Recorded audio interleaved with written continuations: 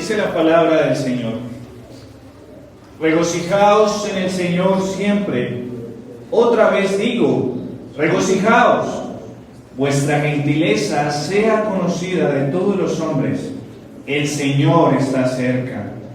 Por nada estéis afanosos, sino sean conocidas vuestras peticiones delante de Dios en toda oración y ruego con acción de gracias.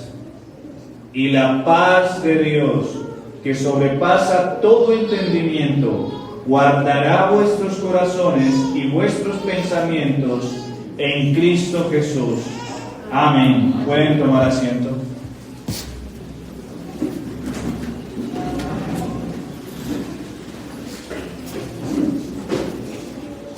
Le he pedido a un hermano que para fines didácticos nos hiciera unas diapositivas para resumir los 4 puntos que hemos visto hasta el día de hoy de estos 4 versículos de la carta de Pablo a Filipenses en su capítulo 4.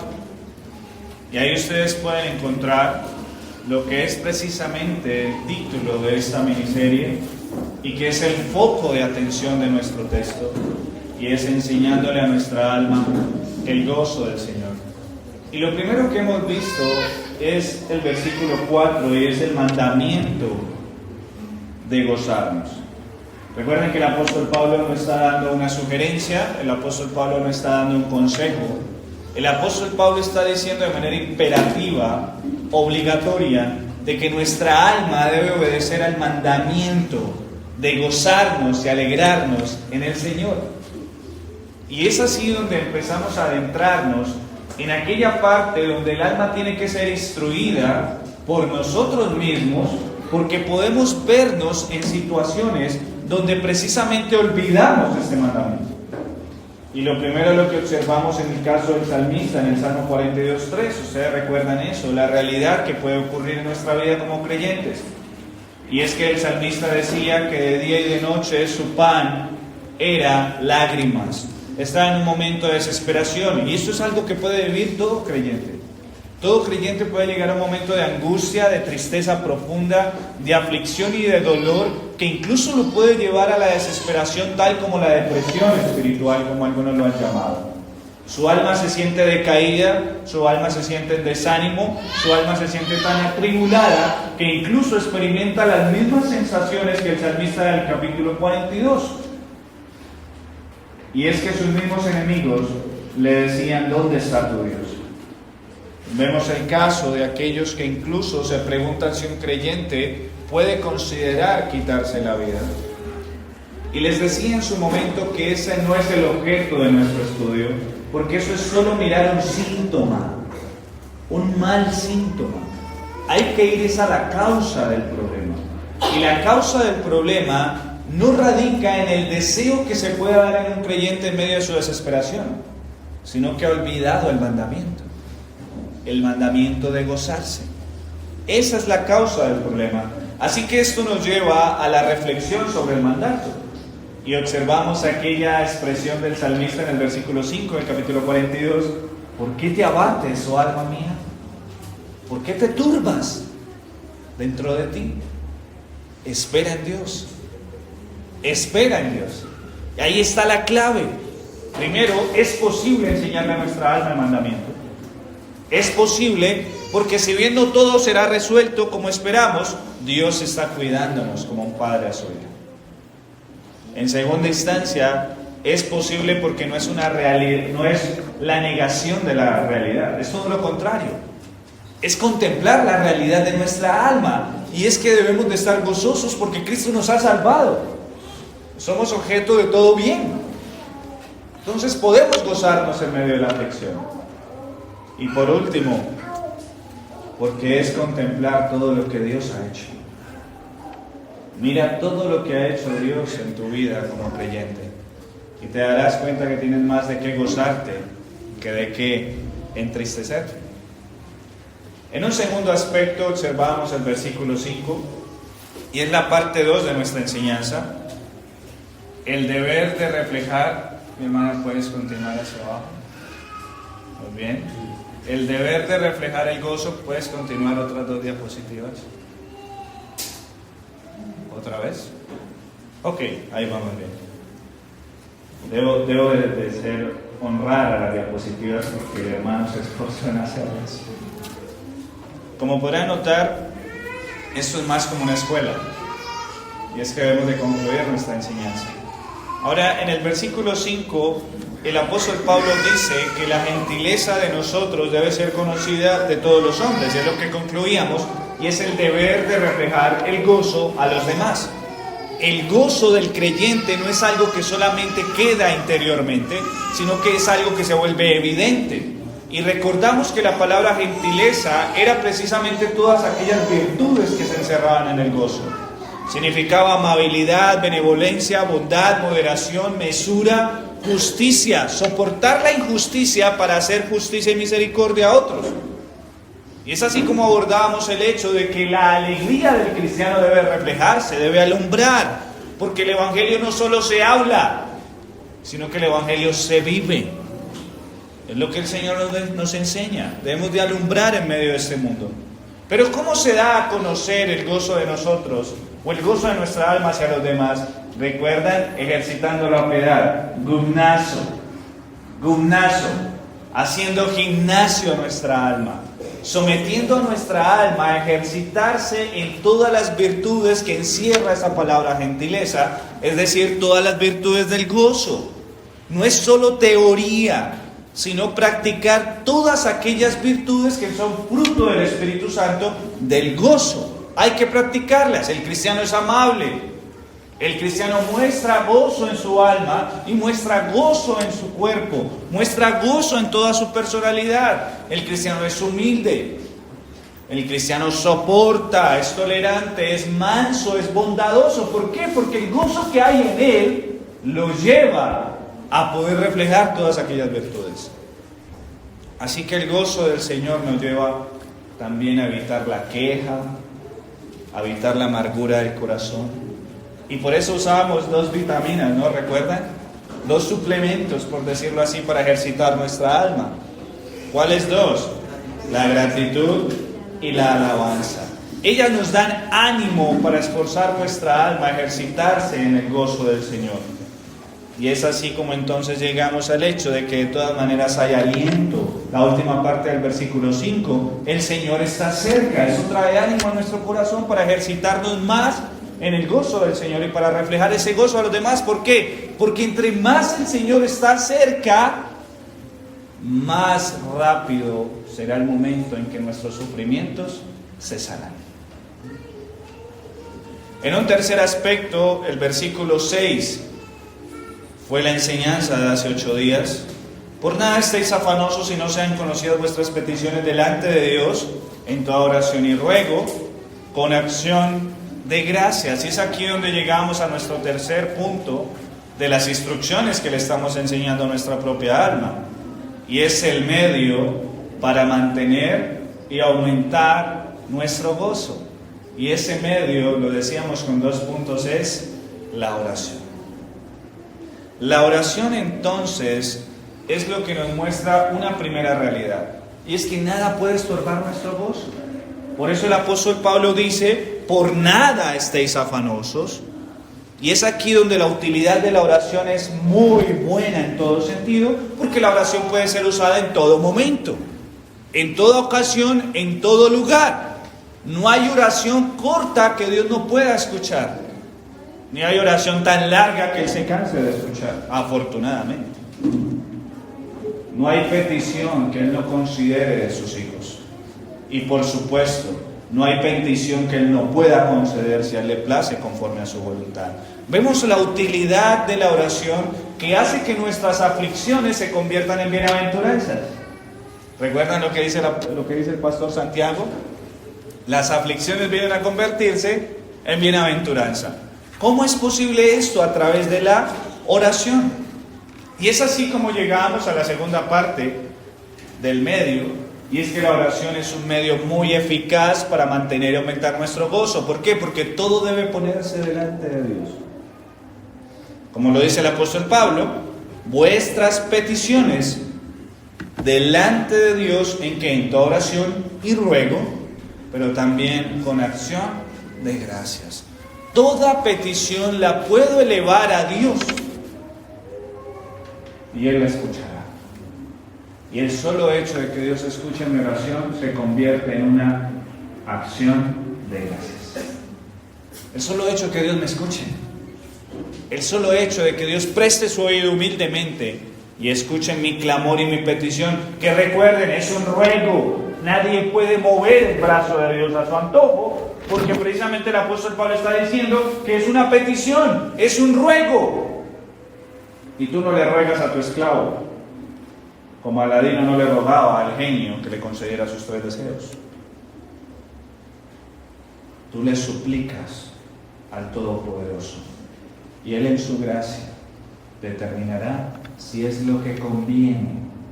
Pero en todo caso, la oración hace que el gozo en el creyente se mantenga, y no solamente se mantenga, sino que aumente, porque la fe práctica, ¿recuerdan esto? La fe práctica empieza a ejercitarse y aumentarse para evitar la duda que me asalta en medio de la aflicción o en medio del dolor. Y es así como llegamos ya a nuestro último punto. Nuestro cuarto y último punto, que será el tema del día de hoy. Versículo 7: y la paz de Dios, que sobrepasa todo entendimiento, guardará vuestros corazones y vuestros pensamientos en Cristo Jesús. El resultado del gozo es la paz. Ese es el resultado del gozo. Así que abordaremos hoy este título, abordaremos este tema, y esa será nuestra enseñanza concluyente de nuestra miniserie, de enseñándole el gozo a nuestra alma, el gozo del Señor. El cuarto punto: el resultado del gozo, el resultado de la alegría en el Señor es la paz. Así que vamos a empezar a ver nuestro texto, y es como lo primero que tenemos que observar, es el tipo de paz. ¿Qué tipo de paz nos está hablando el apóstol Pablo? Y noten que el apóstol está diciendo, y la paz de Dios. Y aquí es donde nos concentramos, porque eso era una expresión muy común en el apóstol Pablo. ¿Recuerdan cada uno de sus saludos, incluyendo el versículo 2 de la carta a los Filipenses, capítulo 1? Dice, gracia y paz. Era un saludo acostumbrado del apóstol Pablo, porque precisamente en aquel tiempo, tanto para judíos como para griegos, era necesario dar ese tipo de saludos. Cuando tú le decías a alguien gracia, esperaba que Dios tuviese todos los favores que pudiese dar a esa persona. No es como un Dios te bendiga en el día de hoy, que lo usan como una especie de muletilla y lo único que están haciendo es quebrantando el tercer mandamiento. Aquí verdaderamente lo que enfocaba el apóstol Pablo es que aquellas personas que escucharan la palabra gracia o leyeran la palabra gracia en sus cartas, entendieran de que él deseaba que todos los favores de Dios estuviesen sobre ellos. Pero en cuanto a la paz, que significa en el hebreo shalom, lo que el apóstol Pablo quería determinar era que esa persona gozara de paz y tranquilidad, en primera instancia con el mayor y peor de todos los enemigos que se puede enfrentar un hombre o una persona, que no es el más grande de los mafiosos. Ese no es el peor enemigo. El peor enemigo que puede enfrentar tu alma es Dios. Es Dios mismo. A él nadie le derrota, y por eso es que, como lo dice Hebreos, es mejor tener temor, porque Dios es también fuego consumidor. Así que el apóstol Pablo lo que quería era que sus hermanos recordaran que él deseaba la paz para ellos, la tranquilidad, el sosiego. Ahora recuerden el contexto: el apóstol Pablo está en una cárcel y precisamente no es el lugar de mayor paz para alguien. Pero sumado a eso es que el apóstol Pablo les está advirtiendo que vendrán muchos momentos de tribulación y aflicción por causa del evangelio. Ellos necesitaban la paz. Ellos necesitaban la paz. Y precisamente, ¿en qué consiste el mensaje del evangelio? Es el mensaje de las buenas nuevas. Es el mensaje de la reconciliación. Ustedes pueden ir ahí a Efesios capítulo 2, verso 13. Y el apóstol Pablo dice: pero ahora en Cristo Jesús, vosotros que en otro tiempo estabais lejos, habéis sido hechos ¿qué? Cercanos por la sangre de Cristo, porque Él es nuestra paz, que de ambos pueblos hizo uno, derribando la pared intermedia de separación, aboliendo en su carne ¿qué? Las enemistades, la pugna, la ley de los mandamientos expresados en ordenanzas, para crear en sí mismo de los dos pueblos que no eran amigos, un solo y nuevo hombre, haciendo la paz, y mediante la cruz reconciliar con Dios a ambos en un solo cuerpo, matando en ella las enemistades. Notan aquí, el mayor problema de guerra o de conflicto de una persona no es su situación con las demás personas, sino su problema de guerra con Dios. Todos los hombres están en enemistad para con Dios. Y es una guerra que nadie podrá ganar. Él es el único que puede vencer. Y es por eso que le agregamos el adjetivo que el apóstol Pablo está diciendo, y es que esta paz le pertenece a Dios. Es la paz de Dios. En el versículo 9 del mismo capítulo, ahí el capítulo 4, miren que el apóstol Pablo habla de Dios como el Dios de paz. ¿Notan eso? Y el Dios de paz estará con vosotros. Aquí lo que está mostrando es que este tipo de paz de que el apóstol Pablo está hablando en el versículo 7 es solo una paz que proviene de Dios. Es solo esa paz que proviene de Dios. Por tanto, no puede ser obtenida por otra fuente u origen, sino solamente por ¿quién? Por Dios mismo. Y es así entonces que, como decimos, como lo habla el apóstol Juan en la primera carta de Juan capítulo 4, de que si alguien ha conocido a Dios, si alguien ha conocido el amor, es porque ha conocido ¿a quién? A Dios. Porque Dios es amor. Lo podemos concluir de igual manera en una analogía. Nadie puede conocer esta paz si no ha conocido a Dios. Nadie puede conocer esta paz si no ha conocido a quién, al mismo Dios. Así que esta paz no es la que viene y te quita la turbación que hay. No, esta paz es la que se vive en medio de ese huracán que te azota todos los días. Ese huracán de la tristeza que te da con fuerza. Pero esa paz mantiene el corazón tranquilo.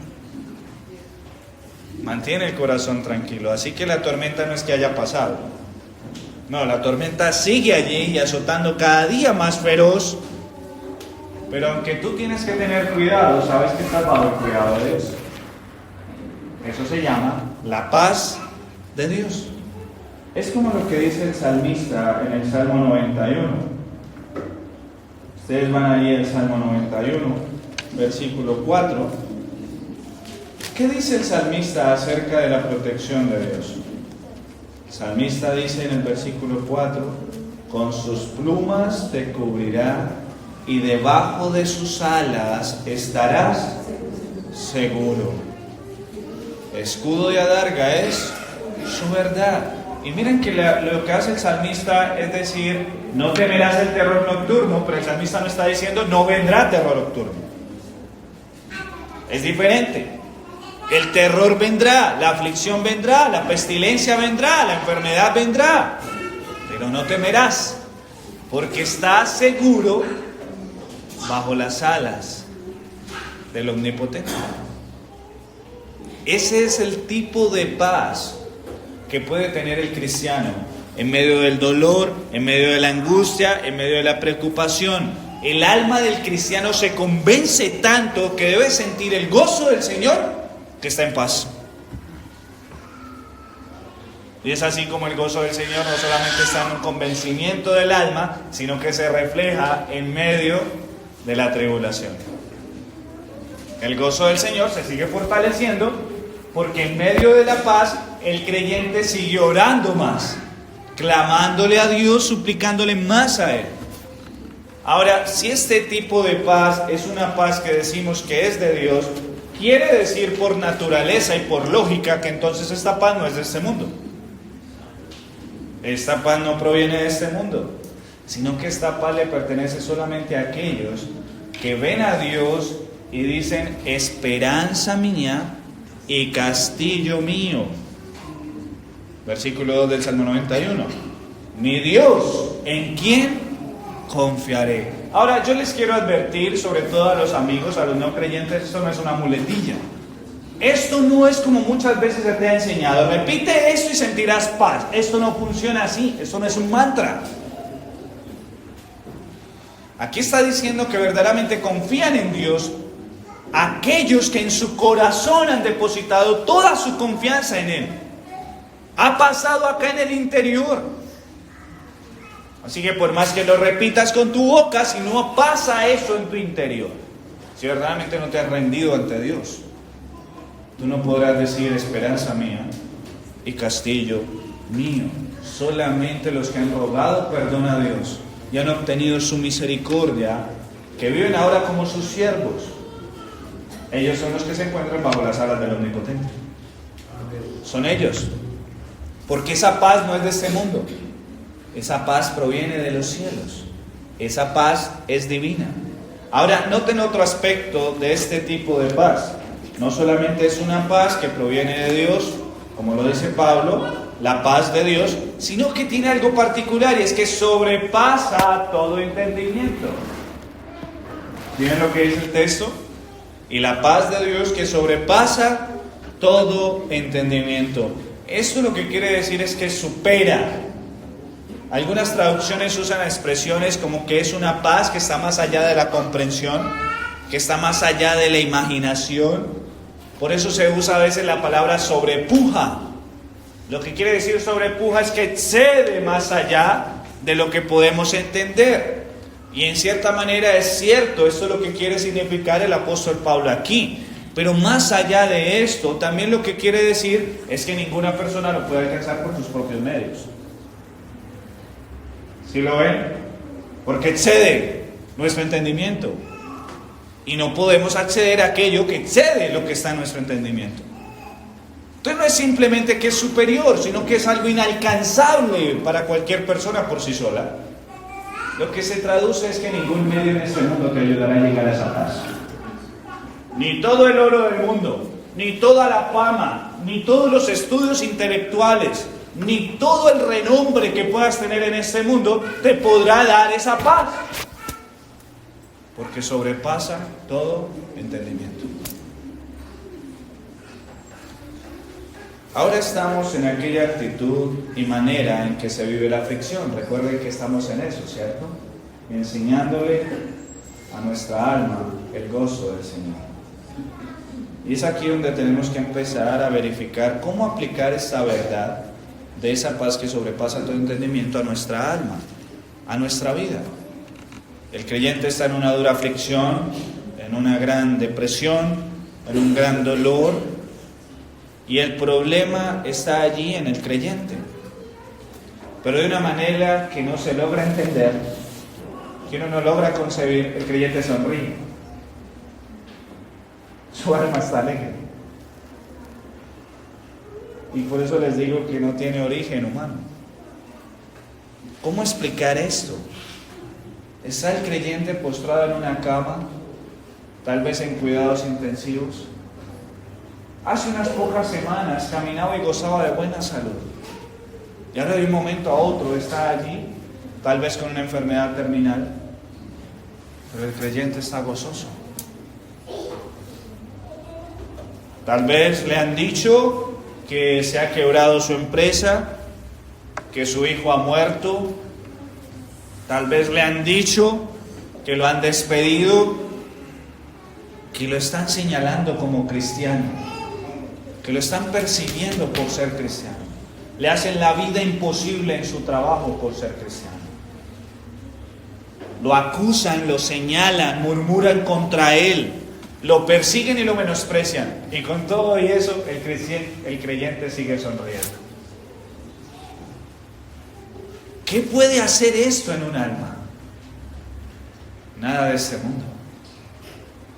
Solamente la paz que sobrepasa todo entendimiento.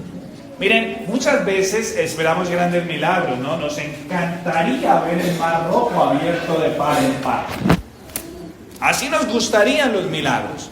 Algo sorprendente.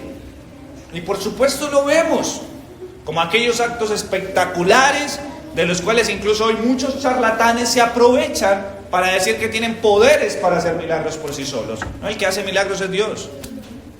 Pero con todo eso a nosotros nos fascinaría ver milagros. Y es por eso que muchas personas se atestan en un culto que dice culto de milagros. Ellos saben la providencia divina que actúa en ese día, es específico para hacer milagros. Y todo el mundo espera un milagro allí. Pero quieren ver algo milagroso. Es ver a un creyente en medio de la turbación, viviendo en paz. Amén. Eso sí es un milagro. Y eso es más poderoso que cualquier otra cosa extraordinaria que se pueda ver. Ver a un creyente en paz en medio de la aflicción. Sobrepasa todo entendimiento. Esa es la virtud de este tipo de paz. Es una excelencia que está más allá de lo que podemos comprender. Es como lo que dice el apóstol Pablo en el capítulo 3 de Efesios, allí en el versículo 19. Y de conocer el amor de Cristo que excede a todo conocimiento. Esta paz excede todo conocimiento. Por eso les he insistido en la supremacía y la autosuficiencia de la Biblia. Ningún conocimiento humano puede calmar los males del alma. Solamente la Escritura. Solo la palabra de Dios. Por eso, como lo leen en nuestro letrero, nosotros creemos en sola Escritura. Tu desesperación, tu dolor y aflicción en tu alma solo puede ser calmada por la paz de Dios, que sobrepasa todo conocimiento, que excede toda ciencia, que sobrepuja toda nuestra mente e imaginación. Solo la paz de Dios. Ahora, para tener este tipo de paz, nuestra oración debe ser constante. Recuerden que todo está ligado.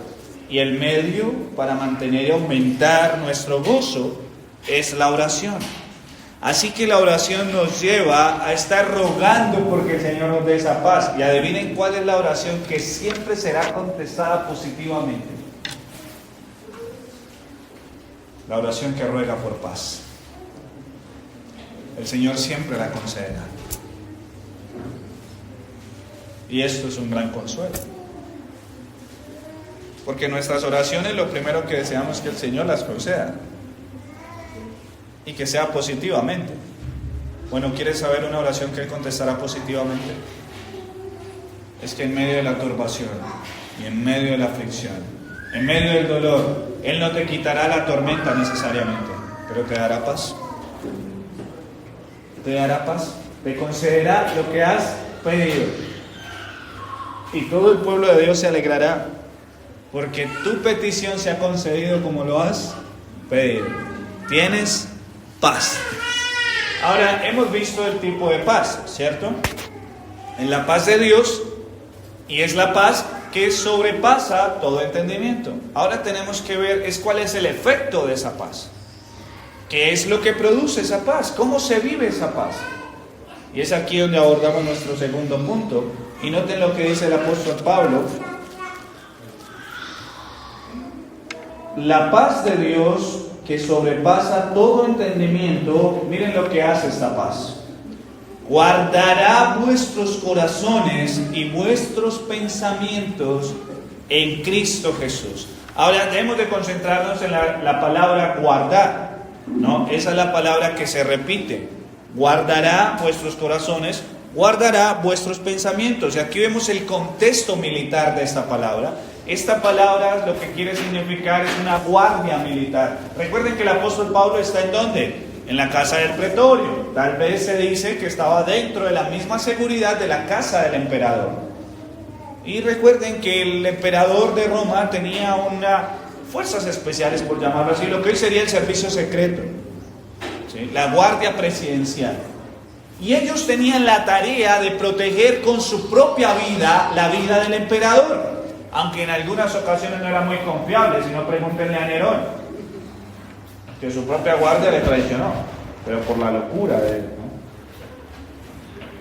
Lo que vemos entonces es que el apóstol Pablo dice que hay un centinela de nuestra vida en medio de la aflicción, como lo dice William Barclay. Es un centinela, la paz se convierte en un guardia, en una protección militar para nosotros, para guardarnos.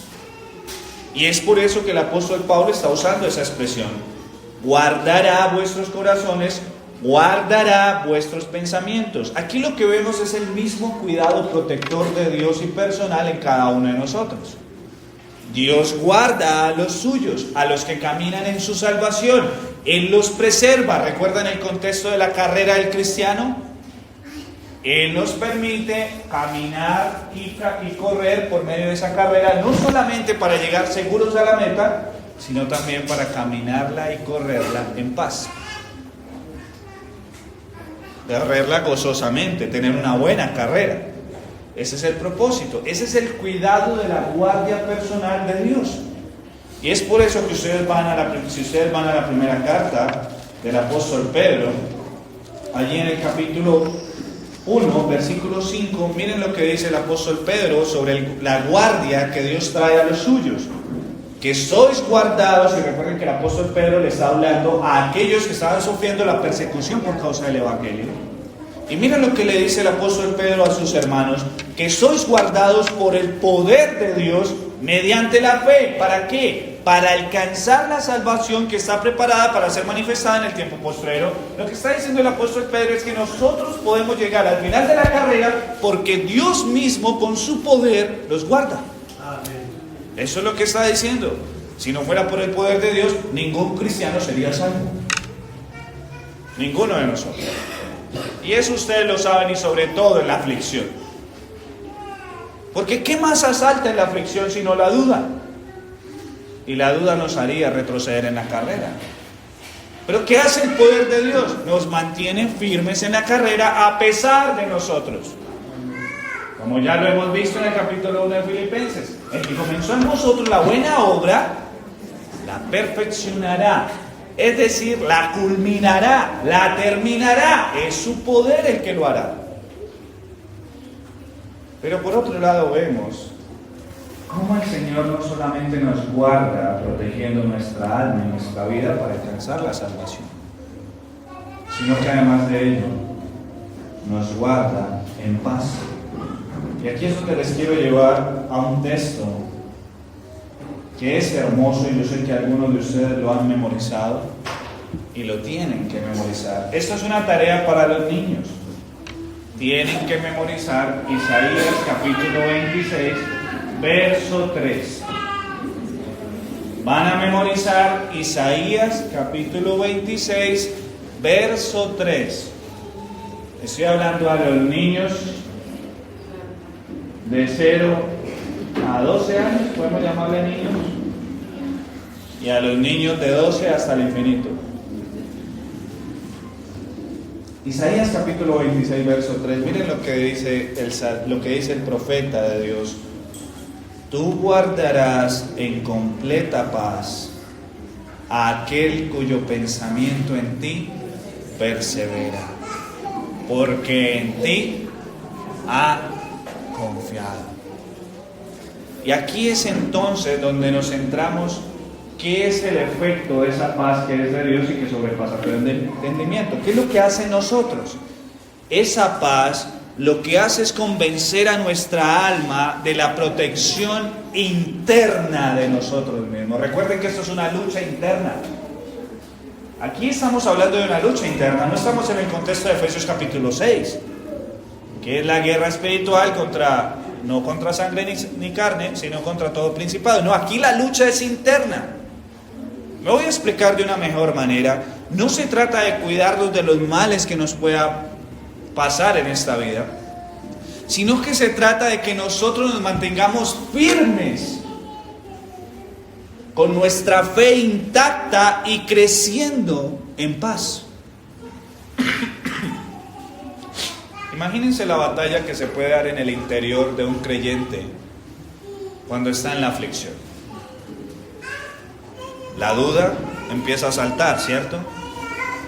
El alma se siente turbada y empieza la desesperación o la ansiedad a crecer más porque nuestra fe está siendo probada. Así que se da una lucha interna donde necesitamos ¿qué? La ayuda del poder de Dios, la ayuda del Espíritu Santo. Y es así como el Espíritu Santo nos ayuda para permanecer íntegros en la fe de manera interna, en nuestro amor y devoción a nuestro Señor, a pesar de las dificultades y a pesar de la dura aflicción que estamos viviendo. Es una lucha en si el cristiano vive su aflicción o en duda y amargura o en alegría y paz. Esa es la lucha que se da en el interior. Y la paz que da Dios, que sobrepasa todo entendimiento, tiene como propósito guardarnos en esa lucha, mantenernos firmes. Y es por eso que ustedes van allí al versículo 4. ¿Cuál es el llamado del profeta? Confiad en Jehová perpetuamente, porque en Jehová el Señor está ¿qué? La fortaleza de los siglos. La omnipotencia está en Él. Nosotros somos débiles. Y en medio de la aflicción lo único que podemos hacer es desesperarnos más. Incluso perder nuestra integridad en santidad. Ese es el mayor desafío que tiene todo creyente en medio de la prueba. ¿Cuál era el propósito de Satanás con Job? ¿Que Job estuviese enfermo? ¿Que Job perdiera todo? El propósito de Satanás en Job era hacerlo pecar y perder su fidelidad a Dios que le había creado y le había prosperado en lo que le había dicho. Ese era el propósito. Y es el mismo propósito de la prueba y la dura aflicción en el creyente: hacerlo desviar de su fidelidad a su Señor. Por eso es tan fácil pecar en medio de la aflicción. Por eso es tan fácil pecar en medio de la dura prueba. Pero ahí está la paz, el guardián que ayuda a que nos mantengamos firmes. Y es así entonces como aquí está la clave. La paz ayuda a darle seguridad al creyente, a confiar en el Todopoderoso y a recordarle que Él está morando bajo el abrigo ¿de quién? Del Omnipotente, el que es la fortaleza de los siglos. Ahora, ¿cuál es la lucha de manera más detallada que libra el creyente en medio de la aflicción? Y aquí es donde nos vamos a concentrar en dos aspectos. El apóstol Pablo dice que guardarán vuestros corazones. Aquí es donde hay una primera lucha en mayor detalle. Como bien lo enseña Jonathan Edwards, el evangelio verdadero produce e involucra las emociones en el alma, afecta las emociones y produce emociones, porque el ser humano es emocional. El ser humano tiene emociones, así fue creado. Tiene alegría, tiene tristeza, tiene confianza, tiene temor, puede tener ira y a la vez tener calma. Y solo basta con que lean los 150 salmos para que se den cuenta que el hombre ha sido creado con sentimientos y con emociones. Así ha sido creado. Pero hay un péndulo como cosa rara en toda verdad de la palabra. Y hay un péndulo que nos lleva a los extremos, ¿no? Y tenemos un extremo en esta verdad que puede ser tergiversado. Y el extremo es que si bien el evangelio produce emociones y obviamente afecta las emociones del hombre porque fuimos creados emocionalmente, el evangelio no es algo que busca mostrar emociones aparentes. Y tenemos el caso de aquellos hermanos o aquellas personas, personas, que se autoengañan tratando de mostrar grandes emociones, cambian su manera de hablar, cambian su vocabulario para camuflarse como cristianos. Tenemos esas personas muy supuestamente gozosos por la gran salvación que Dios les ha dado, pero en la realidad no es un verdadero gozo genuino. Y ese es el tipo de cosas que pasan como en la parábola del sembrador. Llegan los afanes de este mundo y los ahogan. Se olvidan que eran gozosos. Y es aquí el típico caso: pastor, ¿perdió la salvación? No, hermano, no perdió la salvación, es que nunca fue salvo. Pero pastor, yo lo veía cantando, era alguien que enseñaba, era alguien que predicaba, sí, era algo emocional. Es el famoso emocionalismo. Y vemos hoy en día un gran énfasis en el emocionalismo, sobre todo en muchas iglesias, especialmente en aquellas iglesias carismáticas que llevan el extremo de las emociones. Y donde vemos grandes espectáculos porque el objetivo es mover las emociones. La música está encaminada ¿para qué? Para mover las emociones. Incluso hasta la predicación está encaminada a mover las emociones, pero no a emociones santas, sino a un emocionalismo aparente. Todo está encaminado para eso. Y por supuesto, esto le agrada a las personas. Así que vemos un gran desahogo de desenfreno de aquellas personas que dicen estar movidas por el fuego del Espíritu Santo. Porque esto es lo que argumentan. Están obedeciendo al fuego del Espíritu Santo. Y es por eso que tenemos una mala fama de apagar al Espíritu Santo. Pero por otro lado está el otro extremo del péndulo, ¿no? Uno es el emocionalismo y el otro lado del péndulo es donde vemos la posición fría de otros que tratan de anular las emociones y creen que el Evangelio no es de emociones. Piensan que las emociones son malas. Y voy a citar nuevamente a Jonathan Edwards. Él lo dice en su libro de los afectos religiosos. Dice: Satanás trata de cerrar nuestros corazones a todo lo espiritual y de hacer el cristianismo un formalismo muerto. ¿Notan eso? El otro extremo es anular las emociones y creer que el Evangelio se trata de un formalismo muerto sin emociones. Entonces, en uno tenemos una algarabía o parranda y en el otro tenemos un acto fúnebre. Se anulan las emociones. Y eso es precisamente la frialdad de algunas iglesias que se vive, especialmente donde hay un énfasis en el intelectualismo teológico frío. Esto es lo que podemos llegar nosotros como reformados. Y por eso no es casualidad que detrás de un gran avivamiento como el Gran Despertar de la Nueva Inglaterra, donde Jonathan Edwards fue su mayor precursor, después llegara una gran frialdad y luego se diera el despertar, pero del carismatismo en el siglo XVIII y XIX.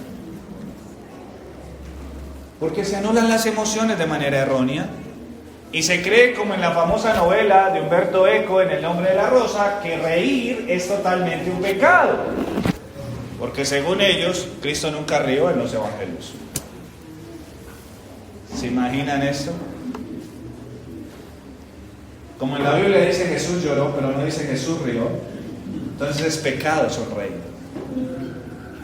Pero a veces pareciera que ocurriera así. Son dos péndulos: emocionalismo y formalismo frío. Pero ahora nos tenemos que concentrar entonces en qué es lo que produce el Evangelio. El Evangelio produce emociones santas. Y esta es la verdad. El Evangelio produce emociones santas que nos llevan a revitalizar nuestro corazón, siendo la más pura y ferviente de todas las emociones el amor. 1 Corintios 13. ¿Recuerdan? Mayor de todos es el amor. El amor es la emoción más fuerte que nos lleva a tener pasión por Cristo, amar a Cristo, desear a Cristo y permanecer firmes en el corazón. Sobre todo el gozo es una emoción. El gozo no es simplemente algo teórico, no es solo conocimiento teológico. El gozo es una emoción que produce felicidad en el corazón del hombre, del creyente. Así que, ¿cuáles son las emociones que empiezan a saltar en esta batalla interna? Adivinen cuál. La desconfianza, la duda, el desánimo, la tristeza. Son las emociones que puede experimentar un alma creyente abatida en medio de la turbación. Y es así como el dominio propio lo tiene que llevar a controlar sus emociones de tal manera que más bien se enfoque en tener emociones santas, que son las que produce el Evangelio. ¿Entienden eso? Imagínense a aquella persona que no recurre a la oración, sino que se sumerge en la desesperación que está viviendo. ¿Qué va a pasar con él? Va a perder la batalla de su corazón. Sus emociones perversas lo van a llevar a no vivir las emociones correctas del Evangelio. Es una batalla interna, ¿recuerdan? En medio de la aflicción. La paz entonces permite guardar el corazón, guardar nuestras emociones. Porque cuando estás en paz, el desánimo pierde fuerza. Cuando estás en paz, la tristeza pierde fuerza. ¿Y qué es lo que adquiere más fuerza? El amor, el gozo, la plenitud de todas las virtudes que se producen por el Evangelio.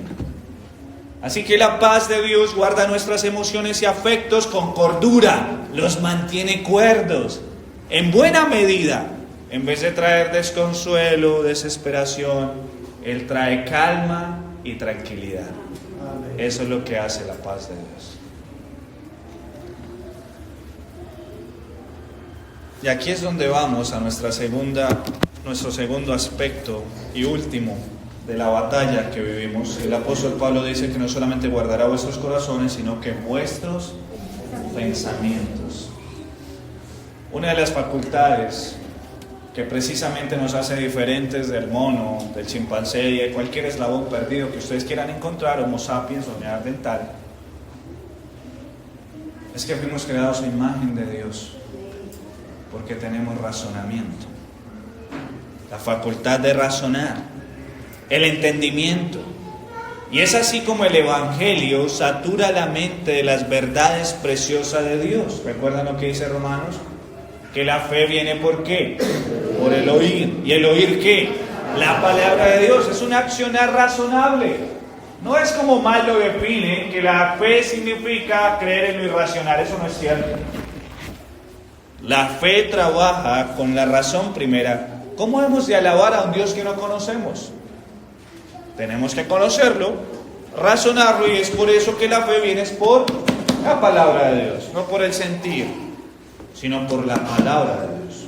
¿Notan eso? La fe inicia no por las emociones, sino que inicia ¿por dónde? Por el entendimiento. Así que nuestra mente, nuestro entendimiento, nuestra conciencia es renovada y cambia la manera de pensar. Cambia la manera de pensar. Ahora, esto no es ni siquiera algo opcional. Esto es algo obligatorio. Por eso el apóstol Pablo en Romanos dice que no os conforméis a este siglo, sino que transformados por medio de la renovación ¿de qué? De vuestro entendimiento. La mente tiene que estar renovada para comprobar cuál es la voluntad de Dios. ¿Cierto? Esa voluntad es buena, agradable. Esa voluntad es perfecta. Así que la mente del cristiano reposa en medio de la tribulación. ¿En qué? En la paz de Dios. Es necesaria. El cristiano tiene que recordar con razón las promesas de Dios, porque en medio de la turbación, en medio de lo que nosotros llamamos sangre caliente, la mente no piensa igual. ¿Cierto que no? Y nos lleva a tomar malas decisiones en medio de la tribulación. Recuerden aquel episodio donde David tuvo la oportunidad de poder tomar venganza de Saúl. Estaba en una dura aflicción, siendo perseguido después de ser el gran Adalid, que precisamente le trajo las grandes victorias a Saúl. Ahora él se había convertido en enemigo de Saúl, sin ningún tipo de razón. Y sintió inmediatamente por la emoción matar a Saúl. Y alcanzó a cortar parte de su vestido, ¿cierto? Pero ¿qué lo hizo entrar en razón? La paz de Dios le hizo entrar en una mente fría, a no tomar una decisión inadecuada. Aquí es donde se da la lucha del creyente. En medio de la aflicción, en medio del dolor, tu mente puede empezar a ser atacada por tus propios deseos y obviamente por las tentaciones. ¿Y qué es lo que hace que nuestra mente se mantenga fría? La paz de Dios. Y poder tomar decisiones conforme a lo que Dios lo ha establecido, es decir, conforme a su voluntad buena, agradable y perfecta. Así que la paz de Dios guarda no solamente nuestros corazones, sino que guarda nuestros pensamientos para mantenerlos ¿en qué? En Cristo Jesús. Para mantenernos, como dice Richard Baxter, con un ojo en la cruz y un ojo en los cielos. Así es. Eso es lo que hace la paz de Dios. Un ojo en la cruz y un ojo en los cielos. Algunos comentaristas, para concluir ya nuestra serie, creen que el versículo 7 es una consecuencia exclusiva del versículo 6. Es decir, que esta paz solamente se adquiere a través de la oración. No es mi pretensión ir en contra de esta afirmación. Pero a la luz de esta serie, yo creo que la paz de Dios no es solo producto de la oración, sino que la paz de Dios es producto de enseñarle a nuestra alma que el gozo no es una opción, es un mandamiento. Que esta paz de Dios viene también producto de reflejar el gozo a los demás. Que esta paz viene producto de mantener nuestra fe y aumentar nuestro gozo por la oración. Que esta paz es la consecuencia de la plenitud del gozo que todo cristiano debe vivir. Y es por eso que la cereza que adorna nuestro postre es la paz de Dios. Esto es lo que alcanzarás, mi hermano, mi hermana, en medio de la aflicción. Allí es el objetivo. Ese es el objetivo de enseñarle a tu alma el gozo del Señor. Llegar a la paz. Estar en paz. Y es por eso que, como lo decía el himno que ahora cantábamos, Señor, no nos abandones más. Pero la verdad es que el Señor nos recuerda, nunca he bajado de la barca. Tú pensabas que estaba inactivo, pero Dios reposa, mas nunca duerme. Y Él está probando siempre nuestra fe, para su gloria. Nunca se baja de la barca de su pueblo. Él está allí. Así que, mi hermano, cuando creas que estás pereciendo, que estás muriendo, recuerda, Cristo dijo, sea la paz. Ese es el gozo de nuestro Señor. Como aplicación final, la pregunta que se pueden hacer muchos es, pastor, ¿y cómo hacemos para que la paz entre en nuestras mentes y corazones? Una palabra, meditación. Meditación. La meditación consiste en rumiar la verdad que comemos. Es decir, la verdad que entra a tu mente la tienes que repasar en tu mente para que produzca las emociones adecuadas y de esa manera quede impregnada en toda tu alma y puedas vivir la paz de Dios. La meditación. Así que su tarea, mis queridos hermanos, no es solamente ustedes meditar en esta verdad, sino enseñarles esta verdad durante toda la semana a todas las personas que puedan. Tienen que estar repasando la verdad que han aprendido. Por eso les hice las diapositivas. Porque tienen que estar repasando estas 4 verdades a su propia alma. Eso se llama meditar. Y no hay nada más hermoso, mis hermanos, que meditar en lo que será los cielos para nosotros. ¿Dónde estará nuestra paz absoluta? ¿En esta vida? Jamás. ¿Dónde estará? En los cielos. Así que vivan con su mente en lo celestial, viviendo en lo terrenal, con la mente ¿en dónde? En lo celestial. Y eso traerá paz. Y por último, mis amigos, Mi alma amiga, no estás en paz con Dios. Y este mundo no te va a traer paz. Ya lo hemos dicho. Tú tratas de buscar tu paz y tu tranquilidad y sosiego ¿en dónde? En las riquezas, en los bienes materiales, en que alguien complemente y supla todos tus placeres, en el trabajo. Buscas la paz en tu familia. Pero la paz que nosotros predicamos no la da este mundo. El Señor Jesucristo ofrece una paz que es inefable, que sobrepasa todo entendimiento. Y esa paz no se encuentra ni en las drogas, ni en el libertinaje, ni en tu orgullo o tus logros en esta tierra, que por supuesto serán olvidados al cabo de la historia. Esa paz solamente se encuentra en la cruz de Cristo. Solo en la cruz de Cristo puedes alcanzar la paz. Primero reconciliándote con Dios, porque estás en guerra con Él. Tú lo sabes, tu vida ha demostrado que estás en disputa con Dios y vas a perder. Pero Cristo te extiende la mano para que con su gracia disfrutes de la paz que solamente Él puede dar. Así que vengan a Cristo. ¿O acaso se atreverán a enfrentarse al Dios Todopoderoso? El Señor les está diciendo, hagan la paz conmigo, como lo dijo Isaías. Hagan la paz conmigo, porque si no, tristemente perecerán. O con Dios estás en paz, o estás en guerra. Que el Espíritu Santo te convenza de que es mejor estar en paz. Vamos a orar.